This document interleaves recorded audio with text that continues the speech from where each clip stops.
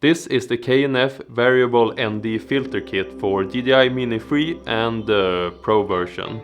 Hello, Uncle Carl here. This is going to be a pretty straight to the point kind of video, but I feel like we need to address the why before we get into the meat and potatoes, so to speak.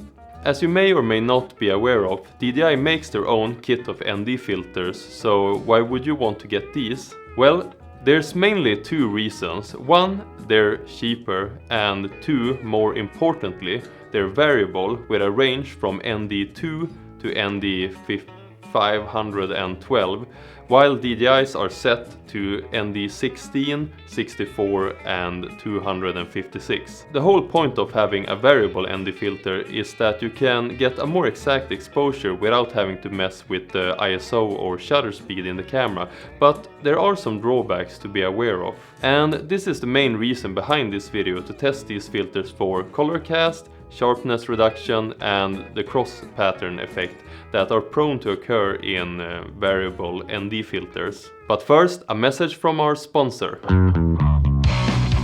New reasonable taste. 100% more power. Power! You know where you live. Sweet! Yeah!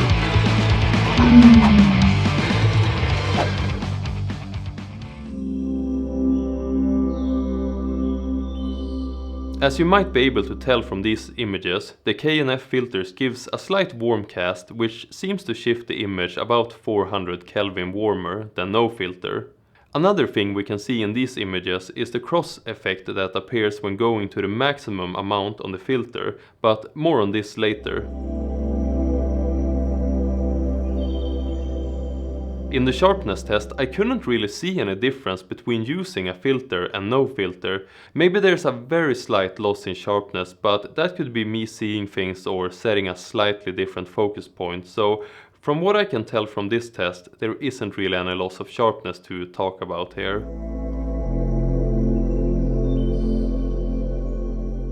And lastly, the dreaded cross pattern.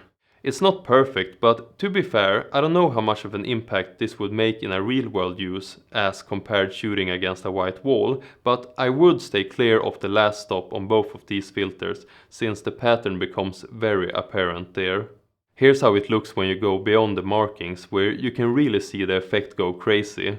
This is the same reason some variable ND filters for cameras have hard stops preventing you from going past the intended range and thus preventing the cross pattern to appear.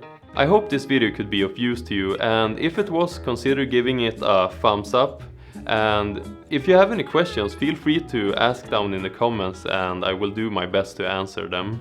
So that's variable ND drone filters for you. Thank you for watching. Bye bye.